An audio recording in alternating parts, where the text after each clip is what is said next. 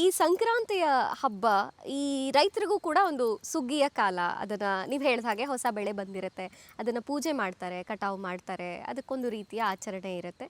ಇನ್ನು ಕೆಲವು ಕಡೆ ಈ ಸಂಕ್ರಾಂತಿಯ ಹಿಂದಿನ ದಿವಸ ಕೂಡ ಭೋಗಿಯನ್ನ ಆಚರಣೆ ಮಾಡ್ತಾರೆ ವಿವಿಧ ರೀತಿಗಳಲ್ಲಿ. ಕೆಲವು ಕಡೆ ಅದನ್ನ ಬಾಗಿಣ ಕೊಡುವಂಥ ಸಂಪ್ರದಾಯ ಇದೆ, ದಾನ ಧರ್ಮಗಳನ್ನು ಭೋಗಿಯ ದಿನ ಮಾಡ್ತಾರೆ. ಆಕ್ಚುಲಿ ಏನಾಗಿ ಭೋಗಿ ಅಂದ್ರೇನು, ಅದರ ಆಚರಣೆ ಏನು ಅಂತ ಗುರುಗಳೇ? ಈಗ ಭೋಗಿ ಹಬ್ಬವನ್ನು ಸಂಕ್ರಾಂತಿಯ ಸಂತೋಷದ ಹಬ್ಬವಾಗಿ ಆಚರಣೆ ಮಾಡ್ತಾರೆ. ಅಂದರೆ ಬೇರೆ ಬೇರೆ ಕಡೆಯಲ್ಲಿ, ಇಡೀ ಭಾರತದಲ್ಲೇ ಈ ಹಬ್ಬ ಇದೆ, ಬೇರೆ ಬೇರೆ ಕಡೆ ಬೇರೆ ಬೇರೆ ಥರ ಆಚರಣೆ ಮಾಡ್ತಾರೆ. ಮುಖ್ಯವಾಗಿ ತಾವು ಹಾಕಿದ ಬೆಳೆಗಳೆಲ್ಲವೂ ಕೂಡ ಫಸಲಾಗಿ ಬಂದಿರುವಂತಹದ್ದಕ್ಕೆ ಒಂದು ಸಂತೋಷವನ್ನು ಕೊಡುವಂತಹದ್ದು. ಇಲ್ಲಿ ಇನ್ನೊಂದು ಕೆಲವು ಕಡೆ ಏನು ಮಾಡ್ತಾರೆ ಅಂತಂದರೆ, ಭೋಗಿಯ ದಿನ ಹಳೆಯ ವಸ್ತುಗಳನ್ನೆಲ್ಲ ಹಾಕಿ ಸುಡುವಂತಹ ಪದ್ಧತಿಗಳು ಕೆಲವು ಕಡೆ ಇದೆ. ಅದನ್ನು ಅಂದರೆ ಕಿಚ್ಚಾಕು ಅಂತ ಹಳೇದಾಕಿ ಹೊಸದು ಬಂತು ಅನ್ನುವಂತಹ ಅರ್ಥದಲ್ಲಿ ಮಾಡುವಂತಹ ಪದ್ಧತಿಗಳಿವೆ. ಹಾಗಾಗಿ ಭೋಗಿಯ ಹಬ್ಬಗಳನ್ನು ಆಚರಣೆ ಮಾಡ್ತಾರೆ. ಮೇಲ್ಕೋಟೆಯಲ್ಲಿ ತನ್ನದೇ ಆದಂತಹ ಇನ್ನೊಂದು ಆಚರಣೆಗಳು ಮೇಲ್ಕೋಟೆಯಲ್ಲಿ ಮಾಡ್ತಾರೆ. ಅದ್ರ ಬಗ್ಗೆ ನಾನು ನಿಮ್ಗೆ ಹೇಳ್ತೀನಿ. ಖಂಡಿತ ಖಂಡಿತ.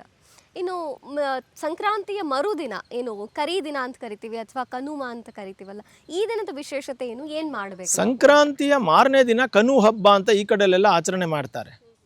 ಈ ಕನು ಅಂತಂದರೆ ಸಾಮಾನ್ಯವಾಗಿ ಹೆಣ್ಣು ಮಕ್ಕಳಿದಾರಲ್ಲ, ಮನೆಯಲ್ಲಿ ಹುಟ್ಟಿದಂತಹ ಹೆಣ್ಣು ಮಕ್ಕಳಿಗೆ ಒಂದು ಬಾಗೀನವನ್ನು ಕೊಡುವಂತಹ ದಿನ ಅದು. ಈ ಕನು ಅಂತ ಹೇಳಿ ಈ ಅರಿಶಿನ, ಕುಂಕುಮ, ಸ್ವಲ್ಪ ಕಬ್ಬು, ಈ ಕಡೆ ಎಲ್ಲ ಕಬ್ಬು ಎಲ್ಲ ಜಾಸ್ತಿ ಅಲ್ಲ, ಪದಾರ್ಥಗಳನ್ನೆಲ್ಲ ಇಟ್ಕೊಂಡು ಅದನ್ನು ಹೆಣ್ಣು ಮಕ್ಕಳಿಗೆ ರವಿಕೆ, ಕುಪ್ಪಸ ಎಲ್ಲ ಇಟ್ಟು ಅದಕ್ಕೆ ಕೊಡುವಂತಹ ಒಂದು ಪದ್ಧತಿ, ಅಂದರೆ ಹೆಣ್ಣು ಮಕ್ಕಳ ಪೂಜೆಯನ್ನು ಮಾಡುವಂತಹ ಒಂದು ಪದ್ಧತಿ. ಸೊ ಕನು ಹಬ್ಬ ಅಂತ. ಅದರಲ್ಲಿ ಮುಖ್ಯವಾಗಿ ನಮ್ಮ ಮನೆಯ ಹೆಣ್ಣು ಮಕ್ಕಳಿಗೆ ಅವರನ್ನು ನೆನೆಸಿ, ಅವರನ್ನು ಕರೆಸಿ, ಅವರಿಗೆ ಸೀರೆಗಳೆಲ್ಲ ಕೊಟ್ಟು ಅವರಿಗೆಲ್ಲ ಒಂದು ಒಂದು ಬಾಗೀನವನ್ನು ಕೊಡುವಂತಹ ದಿನ ಇದು.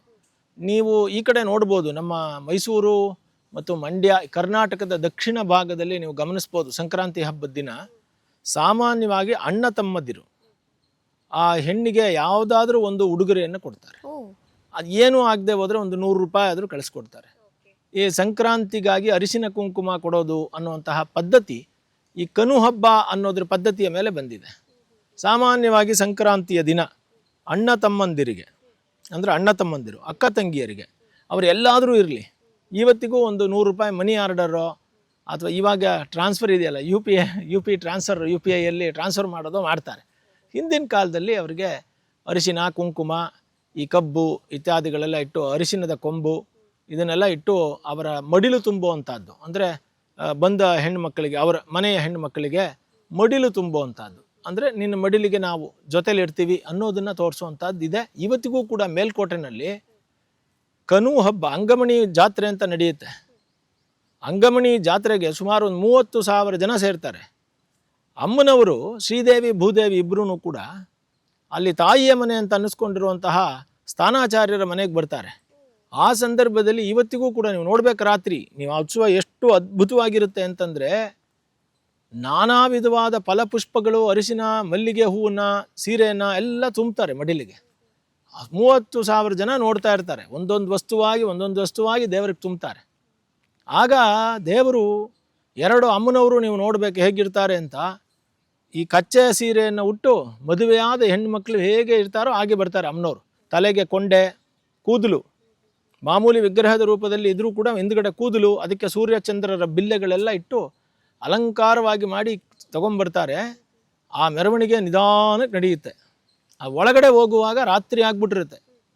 ಸ್ವಾಮಿ ಅಮ್ಮನವರು 7 ಗಂಟೆಗೆ ಬರ್ತಾರೆ ಆಚೆಗೆ, ರಾತ್ರಿ ಹೋಗುವಾಗ ತುಂಬ ಲೇಟಾಗಿರುತ್ತೆ. ಆಗ ಸ್ವಾಮಿ ಚಲುವರಾಯ ಸ್ವಾಮಿ ಕೋಪ ಬಂದು, ತವರು ಮನೆಗೆ ಹೋದ ಹೆಣ್ಮಕ್ಳು ಎಷ್ಟೊತ್ತಾದರೂ ಬರಲಿಲ್ವಲ್ಲ ಅಂತ ಕೋಪಿಸ್ಕೊಂಡು, ನಿಮ್ಮ ಸವಾಸನೇ ಬೇಡ ಅಂತ ಚಲುವರಾಯ ಸ್ವಾಮಿ ಆಚೆಗೆ ಹೋಗ್ತಾರೆ. ಕೋಪದಲ್ಲಿ ರಾಜನ ವೇಷದಲ್ಲಿ ಹೋಗಿ ಕುದುರೆ ಮೇಲೆ ಕುಳಿತುಕೊಂಡು ಆಚೆಗೆ ಹೋಗುವಾಗ ಅಲ್ಲಿ ಮಧ್ಯದಲ್ಲಿ ಅನೇಕ ಮೊಲಗಳು ಇವೆಲ್ಲ ಅಡ್ಡ ಬರ್ತವೆ. ಸ್ವಾಮಿಗೆ ಅಪಶಕುನ ಅಂತ ಹೇಳಿ ವಾಪಸ್ ಬರ್ತಾನೆ ಅವನು ಅಂತ ಮಾರನೇ ದಿನ ತನ್ನ ತವರಿನಿಂದ ತಂದಂತಹ, ಅದು ಅಲ್ಲಿ ದೊಡ್ಡ ಜಾತ್ರೆ, ಅದು ಏನೇನು ಬೆಳೆದಿದ್ದಾರೋ ತರಕಾರಿಗಳು ಅದೆಲ್ಲವನ್ನು ದೇವ್ರಿಗೆ ಕೊಡ್ತಾರೆ. ದೇವಸ್ಥಾನದಲ್ಲಿ ಮಾರನೇ ದಿನ ಸುಮಾರು 1,000 ಜನರಿಗೆ ಊಟ. ಆ ಅಮ್ಮನವ್ರು ತಂದಿರೋದು, ಅವರ ತವರ ಮನೆಯಿಂದ ತಂದಿರೋದ್ರಲ್ಲಿ ಈ ಅಳಿಯನ ಮನೆಯಲ್ಲಿ ಊಟ, ಚಲುವರಾಯ ಸ್ವಾಮಿ ಮನೆಯಲ್ಲಿ ಊಟ. ಹೀಗೆ ಆ ಕನು ಹಬ್ಬದ ಮಹತ್ವವನ್ನು ನೀವು ಅರ್ಥ ಮಾಡ್ಕೋಬೋದು. ಆ ಕಾಲಕ್ಕೆ ಅಂದರೆ ದೇವಸ್ಥಾನದಲ್ಲಿ ಒಂದು ಆಚರಣೆ ನಡೀತಾ ಇದೆ ಅಂತಂದರೆ ಯಾವುದೋ ಕಾಲದಲ್ಲಿ ನಡೆದಿದ್ದಂತಹ ಆ ಎಲ್ಲ ವಿಚಾರಗಳು ಇಲ್ಲಿದೆ ಅಂತ.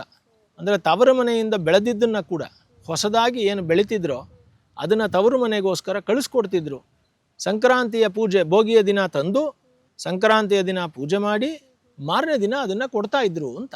ಹಾಗೆ ಕೊಡ್ತಾ ಇದ್ದಿದ್ದೇ ಈ ಪೂಜೆಗಳು. ಕನು ಇವತ್ತಿಗೂ ಕನುದಲ್ಲಿ ಇವತ್ತಿಗೆ ಅನ್ಕೊಡ್ತಾರೆ. ಮತ್ತು ಹೆಂಗಸರಾದವರು ಅಂದರೆ ಆ ಸ್ತ್ರೀಯರಿದ್ದಾರಲ್ಲ ಅವರು ಬೆಳಗ್ಗೆ ಗಂಗಾ ಪೂಜೆಯನ್ನು ಮಾಡಬೇಕು ಅಂತಿದೆ. ಸೊ ಹಾಗಾಗಿ ನಮ್ಮಲ್ಲಿ ಯಾರು ಹೆಂಗಸರು ಅಂದರೆ ಮೇಲ್ಕೋಟೆಯಲ್ಲಿ ಶ್ರೀದೇವಿ ಭೂದೇವಿನೇ ಮೊದಲನೇ ದೊಡ್ಡ ಹೆಂಗಸರು. ಇವರು ದೇವಸ್ಥಾನದಲ್ಲಿ ಅಭಿಷೇಕ ಆದಮೇಲೆ ಉತ್ಸವದಲ್ಲಿ ಕಲ್ಯಾಣಿಗೆ ಹೋಗ್ತಾರೆ. ಕಲ್ಯಾಣಿಯಲ್ಲಿ ಹೋಗಿ ಕನು ಪೂಜೆಯನ್ನು ಮಾಡಿ ಆ ಕನುವನ್ನು ಕಲ್ಯಾಣಿ ಗಂಗೆಗೆ ಅರ್ಪಿಸ್ತಾರೆ. ಇವರಿಗೆ ತಂದೆ ತಾಯಿಗಳು ಇವ್ರಿಗೆ ಕೊಡ್ತಾರೆ. ಆದರೆ ಇವರು ಯಾರಿಗೆ ಕೊಡಬೇಕು? ಇವರು ಗಂಗೆಗೆ ಕೊಡ್ತಾರೆ. ಗಂಗೆ ಯಾರು? ಕಲ್ಯಾಣಿ. ಅಲ್ಲಿರೋ ಕಲ್ಯಾಣಿ ಅಲ್ಲಿ ಹೋಗಿ ಕನುವನ್ನು ಅರ್ಪಿಸಿ ಬರ್ತಾರೆ ಕಲ್ಯಾಣಿ.